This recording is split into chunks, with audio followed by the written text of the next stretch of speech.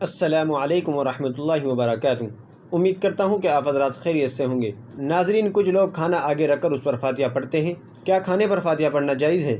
اس سلسلے میں شریعت مطہرات کا حکم کیا ہے؟ تو چلیے اس بارے میں ہم دارالعلوم دیوبند کا رخ کرتے ہیں۔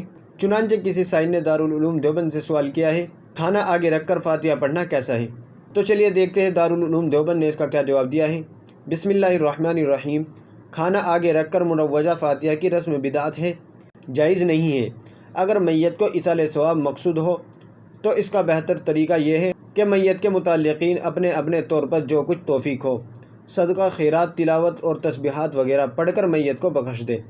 نہ اجتماع کی ضرورت ہے اور نہ دن و تاریخ متعین کر کے فاتحہ وغیرہ کرنے کی۔ واللہ تعالی عالم۔ دارالفتہ، دارالعلوم دیوبند۔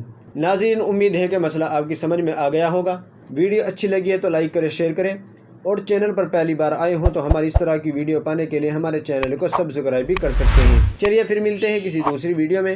السلام علیکم ورحمۃ اللہ وبرکاتہ۔